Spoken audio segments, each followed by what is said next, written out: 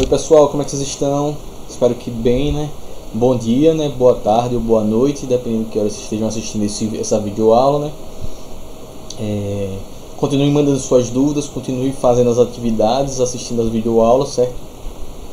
Já recebi algumas perguntas, algumas dúvidas e vou respondendo. Lembre sempre de toda a aula que vocês podem entrar em contato comigo por 3 formas diferentes. Pelo e-mail da plataforma, certo? Vocês podem mandar suas dúvidas, seus questionamentos, seus exercícios respondidos, qualquer coisa referente às videoaulas e quer entrar em contato comigo. Então, pelo e-mail da plataforma, você manda, Luciano encaminha diretamente assim que ele recebe. Ou vocês podem entrar em contato comigo diretamente pelo meu e-mail pessoal ou pelo meu Instagram, que eu sempre deixo ao final de todo o vídeo essas 2 informações, né? Então não deixe de mandar suas dúvidas, não deixe de mandar seus questionamentos, certo? Que eu vou tirando eles à medida, assim que eu recebo eu já vou respondendo, certo? Obviamente se mandar 10 horas da noite eu não sei se eu vou ver, né? Mas aí eu respondo outro dia. Mas quem está mandando eu estou respondendo praticamente no mesmo dia as mesmas dúvidas, para tentar ser o mais ágil possível e não acumular as dúvidas nem questionamento de vocês, porque essas aulas remotas, né, é a forma com que a gente pode ficar nesse eterno plantão para tirar dúvidas e estar disponível, né, para vocês, porque a gente precisa se ajudar nesse momento, certo? Então na aula passada, nas aulas passadas, né, a gente entrou no reino das plantas, né, que é o penúltimo reino que a gente vai estudar aqui no 2º ano, e falamos lá da evolução das plantas, das diferentes grupos, né, das traqueófitas, das plantas não vasculares, né, ou avasculares. Diferenciamos a reprodução, as estruturas, explicava as partes das novidades evolutivas do que aparecia em cada planta, né? Então, como eram os vasos condutores, quando surgiu a semente, para que ser semente, como é que cada grupo de plantas se reproduzia, principalmente vendo lá os ciclos de reprodução, da reprodução sexuada, né? Lá aquele ciclo haplodiplonte, né? O ciclo haploide-diploide, né? Que é bem comum na reprodução das plantas, que a gente já tinha visto lá esse esqueminha quando a gente estudou as algas.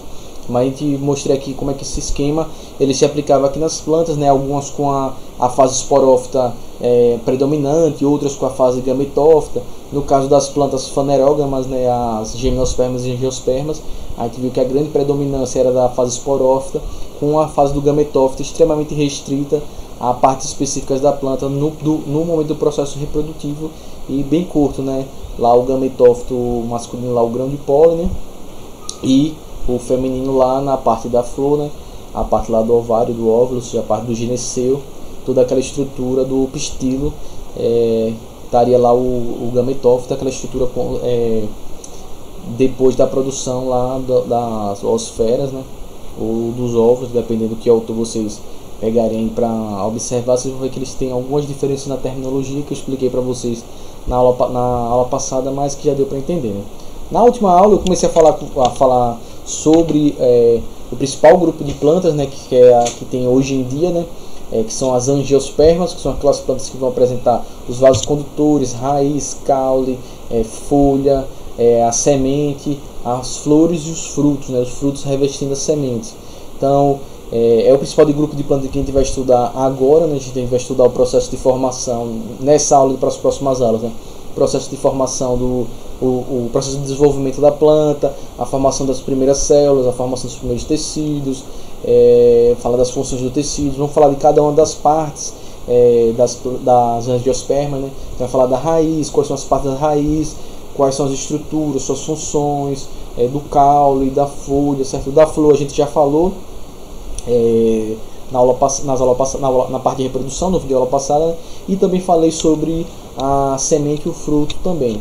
Então a gente dei essa adiantada para a gente fechar nessa parte de angiosperma, já que eu estava falando de reprodução, para falar um pouco sobre tudo que envolvia isso. Mas a gente faltou a falar sobre a raiz, o caule e as folhas, as partes, a estrutura. Eu não citei essas partes. Só falei lá de uma parte do caule que era dos vasos condutores. Quando eu expliquei lá atrás em Pteridófita, falei um pouco sobre a estrutura lá do xilema e do floema. Mas quando eu for falar de caule de novo, a gente volta a falar do xilema e do floema para poder relembrar ele, certo? E aí na aula passada a gente viu que era um dos grandes fatores que eram fundamentais para a ocupação e o domínio das angiospermas do ambiente terrestre, é o seu grande espectro na polinização, né? Ou seja, elas poderiam ser polinizadas por animais, pelo vento, pela força da gravidade, pela água, por diversos tipos de animais, né? Insetos, aves, mamíferos, até muitas vezes a polinização feita pelo ser humano, né? Por intermédio do ser humano também é possível. Então todos esses fatores eles foram fundamentais para o domínio das angiospermas no ambiente terrestre, né? A gente viu lá que existem angiospermas desde arbóreas, né? Aquelas plantas de grande porte, aos arbustos, que são aquelas plantas de menor porte. Temos as gramíneas, né? Que são aquelas plantas rasteiras, que formam a grama propriamente dita, os campos, né? E temos as angiospermas também que vivem no ambiente aquático, como tem adaptações para viver no ambiente aquático, como a Vitória Regia, aquelas que têm estrutura que a gente chama de trepadeiras, né?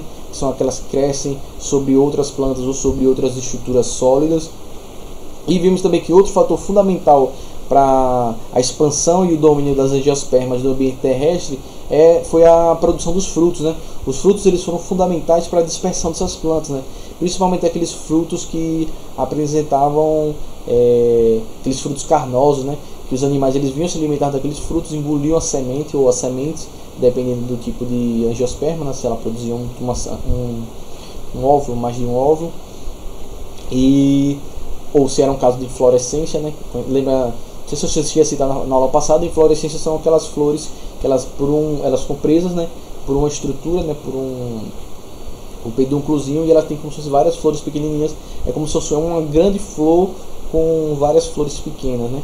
É que nem a folha fazendo analogia, né? A folha da samambaia, né? Um ramo inteiro daquele é a folha. É aquelas folhinhas pequenininhas que ela é subdividida, além de chamar de folíolas, né? Que são, mas a folha a gente considera toda a estrutura. Então, em inflorescência a gente considera toda a flor inteira e as florezinhas, né? Tem muitos frutos que são formados a partir de inflorescência, ou seja, todas as flores se juntam e formam um único fruto. Então, aí pode ter várias sementes nesse caso. Pode ter várias sementes por um ovário que produz vários óvulos, pode ser também por um processo de uma inflorescência que forma um único fruto. Então esses animais eles se alimentam, podem se alimentar desses frutos, engolir essas sementes, eles se deslocam, né, para às vezes em grandes distâncias, e quando eles fazem as necessidades fisiológicas dele, eles acabam liberando essas sementes, ou seja, essas plantas elas conseguem pela polinização se reproduzir com plantas que estão mais distantes que elas, e elas, pela dispersão das sementes, elas podem nascendo novas plantas em áreas cada vez mais distantes daquela planta original que iniciou a reprodução, né? Que é um pouco diferente, por exemplo, das gimnospermas. A gimnosperma, as plantas jovens vão caindo sempre próximas das plantas mãe, né? As plantas originárias, porque as sementes elas vão cair no solo, com sorte de algumas gimnospermas que alguns animais se alimentam da semente, mas as sementes com frutos, investidas por fruto, elas são mais atrativas para uma série de animais diferentes, certo? Então é por isso que ela consegue ter uma capacidade de dispersão muito maior. Na aula de hoje a gente vai continuar falando sobre angiosperma, mas vamos falar sobre o processo de desenvolvimento e morfologia das angiospermas, né? Então vamos falar do processo de formação dos tecidos, dos órgãos e das estruturas das angiospermas. Então a morfologia, ou seja, o estudo da forma dessas plantas. Então, nesse caso, que a gente pode começar afirmando isso. O que a gente chama de desenvolvimento? Desenvolvimento é esse processo de formação do novo indivíduo, né? Então a gente viu na aula passada o que? Acontece o processo de polinização, o processo de fecundação e formação do zigoto a partir da fecundação, né? do gameta masculino fecundando o gameta feminino. Então aquelas células, aqueles núcleos espermáticos, né, que fecundam lá a osfera formando o zigoto. Então o zigoto ele começa a sofrer vários processos que a gente chama de processo de clivagem, né, ou de divisão celular, ou seja, as células elas vão se dividindo, vão se multiplicando e formando assim novas células. Essas novas partes da planta são as partes básicas que a gente tem no angiosperma, né, que são a raiz, né. Geralmente as raízes elas crescem abaixo do solo. Elas vão ter as funções de sustentar a planta e de absorver a água e sais minerais presentes no solo. Geralmente elas crescem abaixo do solo, né? A gente vai ter o caule, que é a estrutura que vai dar sustentação à planta. Ele também, dentro do caule, que vão ter os vasos condutores, né? O xilema e o floema. Então, os vasos que vão conduzir a seiva, tanto a seiva elaborada quanto a seiva bruta. E fixas ao caule, a gente vai ter a formação das folhas que são as estruturas que vão ser responsáveis pela fotossíntese na planta, ou seja, pela produção do alimento da planta, que são estruturas que são responsáveis pelo em boa parte pelo processo de transpiração da planta, também são responsáveis pelos processos de troca gasosa na planta. As trocas gasosas e a transpiração só ocorrem nas folhas? Não, mas elas ocorrem principalmente nas folhas. Tem algumas plantas que outras partes também fazem isso, mas esses são casos específicos que a gente vai ver quando for estudando cada uma dessas estruturas. Então também o caule também é responsável também pela fixação das flores, que são essas folhas que se modificam, essas folhas férteis que se modificam, né?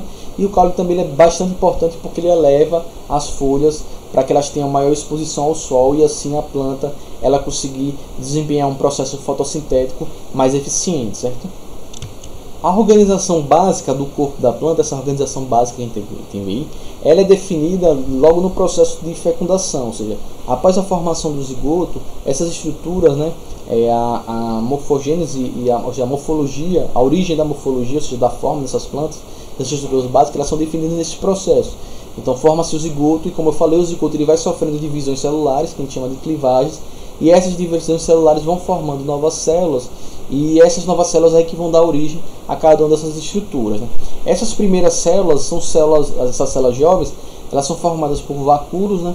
Que são aquele, lembre lá do primeiro ano, aquela organela que acumula água, sais minerais na célula, que mantém a célula bastante inchada, né? Para auxiliar na sustentação. Ela é formada por vários vacúolos pequenos, um núcleo maciço, né? Uma parede celular mais flexível. Então essas características são das células embrionárias, ou seja, as células do embrião da planta, né?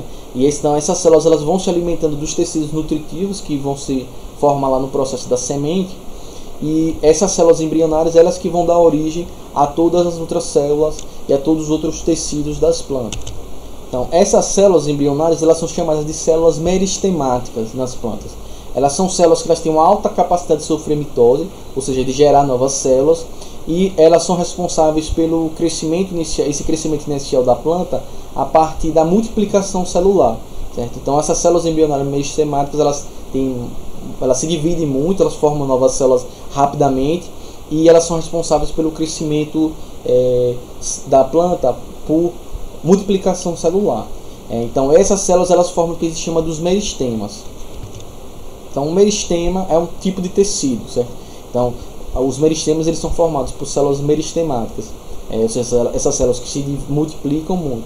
Então toda a célula, todo o tecido da planta que ocorre o crescimento por multiplicação celular, ele é caracterizado por ser um tipo de tecido meristemático ou um meristema. Então os meristemas são tecidos nas plantas em que ocorre o crescimento, ocorre o desenvolvimento daquele tecido a partir da multiplicação celular.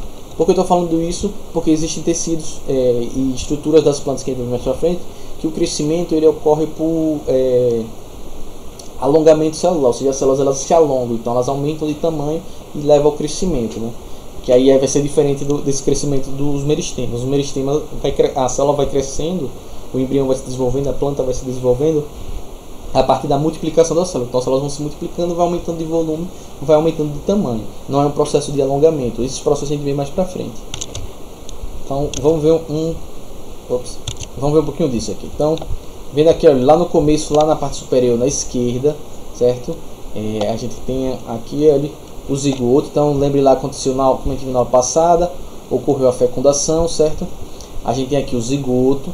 Esse zigoto ele começa a sofrer divisões celulares, ou seja, ele começa a se multiplicar, como eu fui explicando para vocês, essas clivagens, né?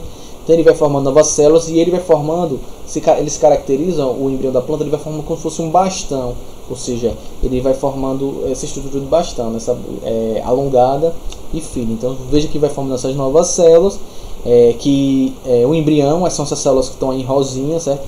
Essas células amarelinhas que estão ao redor são células diferenciadas aqui, são aquelas células de origem lá do ovário, né?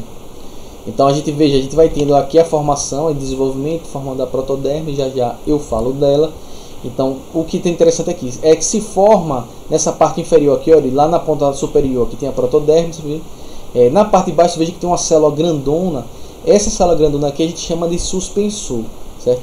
Em muitas plantas se acredita que o suspensor ele é responsável por empurrar o embrião, ou seja, ele empurra o embrião para dentro dos tecidos de nutrição do embrião, né?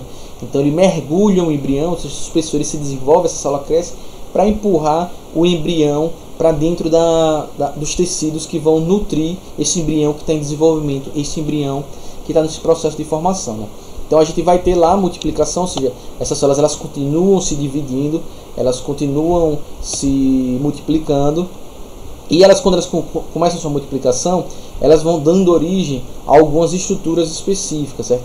Então, primeiro elas vão se multiplicando, essas células meristemáticas elas vão sofrendo rápidas e variadas divisões celulares, ou seja, elas vão se multiplicando essas células, e a partir de um certo ponto, elas começam a sofrer os processos que a gente chama de diferenciação celular. Ou seja, essas células meristemáticas embrionárias, elas começam a se diferenciar em outros tipos de meristemas que vão ter funções e que vão dar origem a tecidos específicos, certo? Então, à medida que elas vão, essas células elas vão se dividindo, os meristemáticos elas formam esse embrião, esse bastão embrionário, né? Então, cada uma dessas partes elas começam a se diferenciar, né?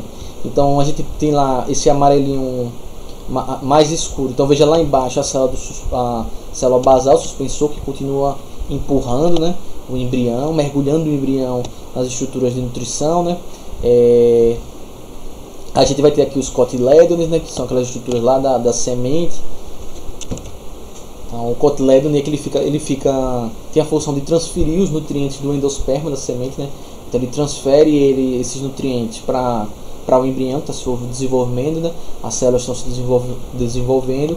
Então, vamos falar um pouco desses meristemas. Então a gente, primeiro aqui, olha aqui, um pouquinho abaixo da protoderme, já falo da protoderme, a gente vai ter dois meristemas apicais, certo?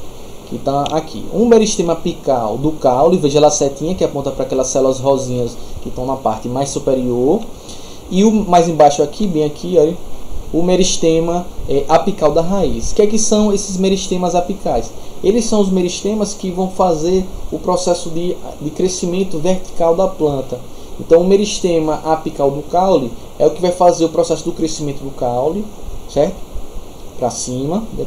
E o meristema apical da raiz é um tipo de tecido meristemático que vai fazer o desenvolvimento da raiz. Então vai fazer as células que vão fazer o desenvolvimento e o crescimento da raiz.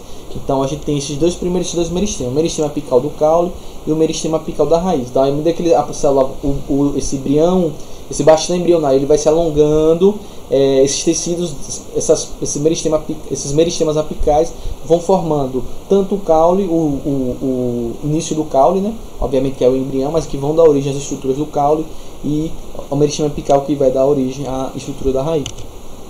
Então eles vão ser responsáveis pelo crescimento desses órgãos, né? Ele chama de meristema apical porque ele fica no ápice superior e no ápice inferior, no superior do caule e no inferior do caule, certo? Esse processo de diferenciação aqui, eles vão dar origem a outros tecidos meristemáticos, né? Que temos o caso da protoderme, certo? Eu já falei aqui do meristema apical do caule e da raiz, né? A protoderme, ele é um meristema, é um tecido meristemático que vai dar origem à epiderme da planta, ou seja, que vai dar origem ao tecido de revestimento da planta, do revestimento externo da planta. Então, a epiderme da planta ela se origina desse tecido meristemático aqui, que é a protoderme. Então, protoderme ele reveste o embrião e vai dar origem à epiderme, que é o primeiro tecido de revestimento das plantas, certo? Pode chamar de protoderme, como pode chamar também de protoderma, certo? Não tem problema. Então já falei que é o meristema apical do caule, que vai desenvolver o crescimento do caule. A gente tem o meristema, o procâmbio. O procâmbio é um tecido meristemático que ele fica mais no centro, vai ficar no centro do embrião. Ele é que vai dar origem aos tecidos de condução. Então o procâmbio ele vai dar origem ao xilema primário e ao xilema primário, né? Por que são primários? Porque são os xilemas embrionários, né? Então procâmbio é o meristema que vai dar origem aos tecidos, ao xilema e ao floema, e também eles vão dar origem a alguns tecidos que a gente chama de tecidos parenquimáticos, né? Tecido de revestimento da parte central do embrião e da planta. O meristema fundamental ele já fica ao redor dessas estruturas. Veja que é esse amarelão aí, ó, vocês estão conseguindo observar. Ele vai dar origem ao parênquima, ao córtex, o que a gente chama do córtex da planta, né? E também vai dar origem a parênquimas e tecidos de preenchimento e sustentação da planta, certo? Então a gente vai ter o protoderme externo, depois a gente vem com o meristema fundamental, certo? Que vai dar origem ao córtex, aos tecidos de sustentação e preenchimento, e no centro a gente vai ter o procâmbio, que vai dar origem a tecidos de preenchimento e parênquimas internos, né?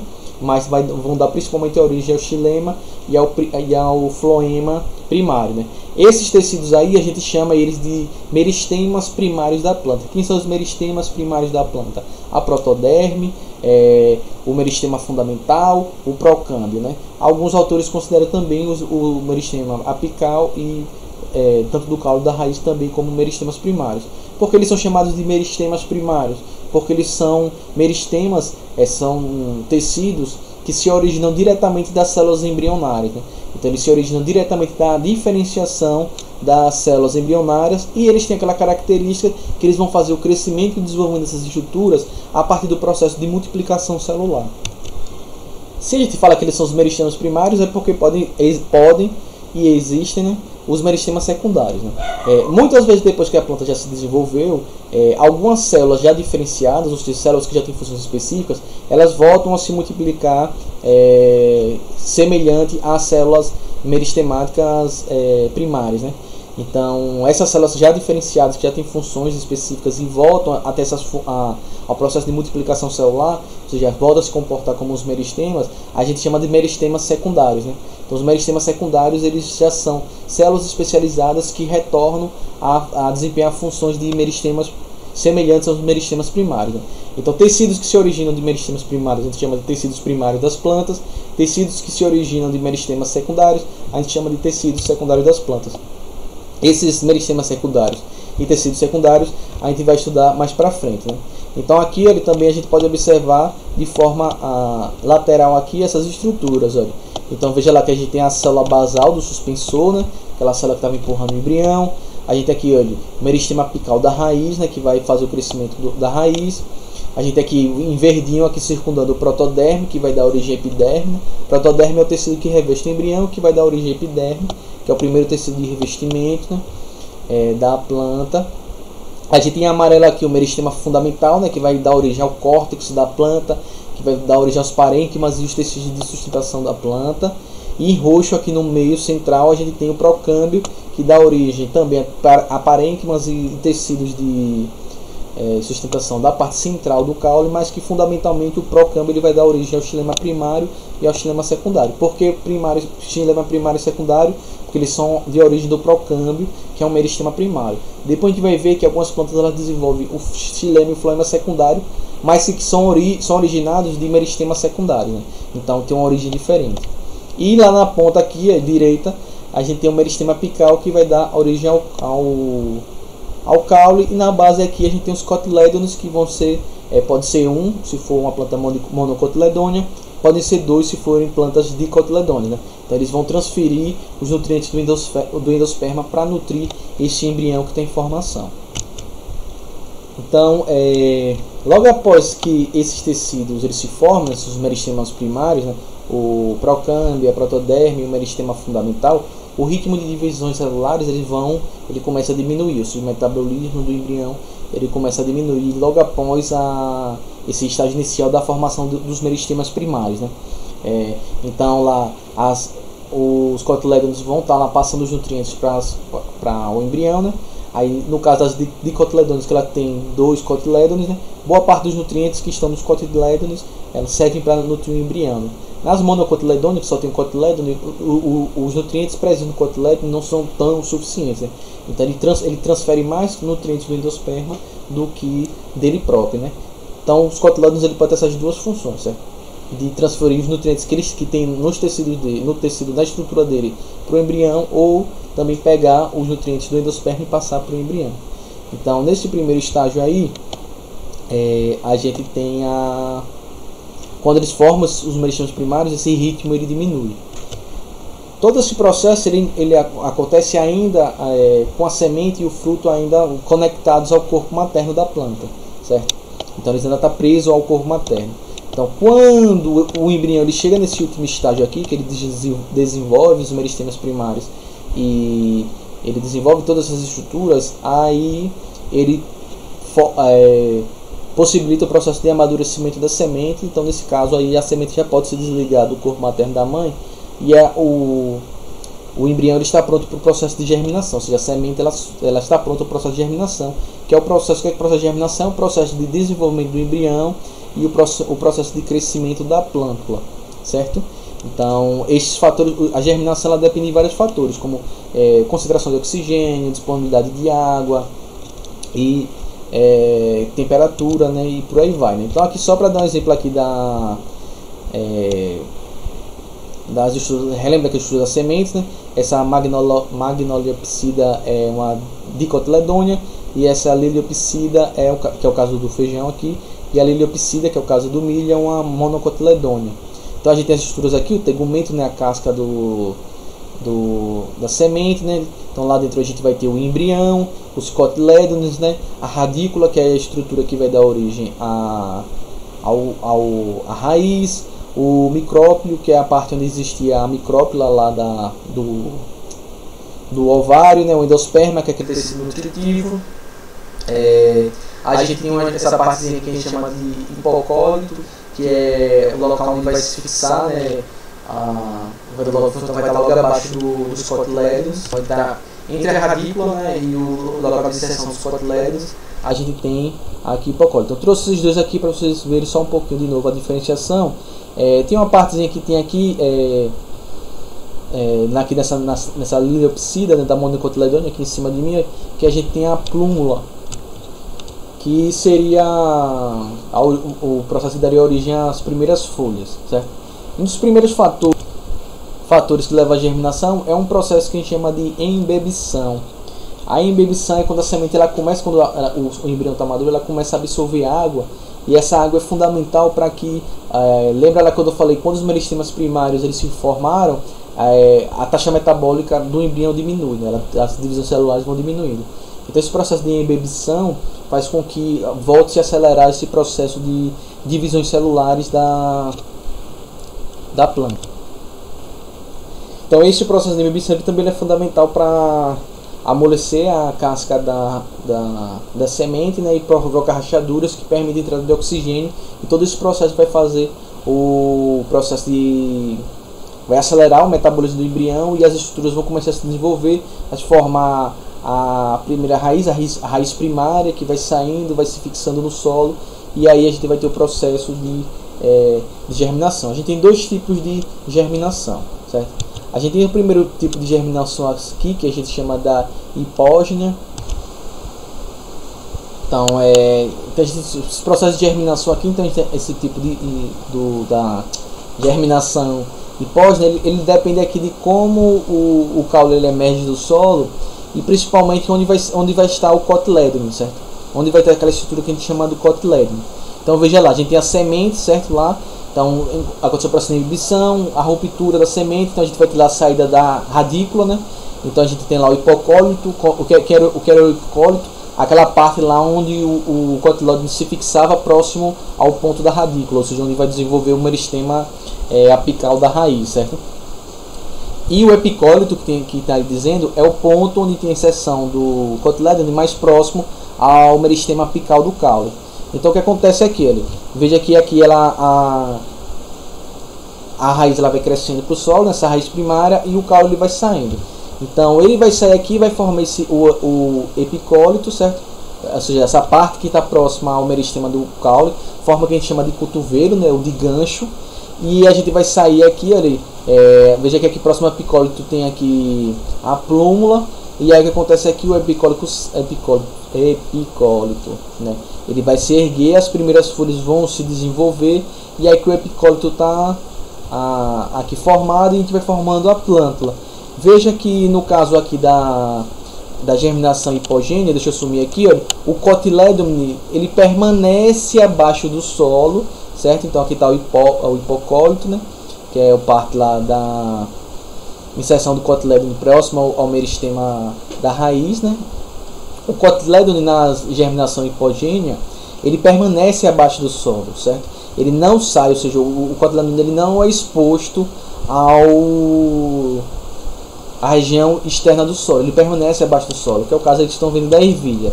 No caso da outra germinação aqui, que a gente chama da germinação epígena, que é o caso do feijão, veja o que acontece. Aí vai ter a radícula saindo, o hipocólito, e aí o que acontece? O cotiledônio, ele sai, ou seja, ele vai para a parte externa do solo, protegendo a plúmula, que, ou seja, aquela estrutura que vai dar origem às primeiras folhas, e protegendo também o meristema primário do caule, certo? Então, na germinação epígena, o cotiledônio, ou os cotiledônios, no caso do feijão, como é uma dicotiledônia, eles vão sair, eles vão emergir no solo no processo de germinação, né? Então, quando ele está exposto, esse cotiledônio ele se abre, aí ele vai expor as plúmulas, que vão dar origem às primeiras folhas, e vão expor também o meristema apical do caule, certo? Então, esse tipo de germinação aqui da epígena, ela tem uma vantagem interessante, porque os cotiledônios protegem essa estrutura do meristema primário, o meristema apical do caule, para que ele não sofra nenhuma lesão, e também protege as plúmulas, que vão ser essas primeiras folhas que vão iniciar esse processo de fotossíntese. Então, os cotiledônios eles ficam expostos, e depois de um tempo eles se ressecam e se soltam, né? Então a gente vai ter essas duas formas de germinação, que basicamente a gente consegue caracterizar elas pela exposição ou não dos cotiledônios no processo de germinação. Então tá aí essa primeira parte aqui, que a gente viu um pouco da formação do desenvolvimento do embrião, da formação dos meristemas primários e do processo de germinação. Na próxima aula a gente começa a falar sobre as estruturas da planta, a raiz, o caule e por aí vai, né? Então fiquem bem, até a próxima aula, tchau.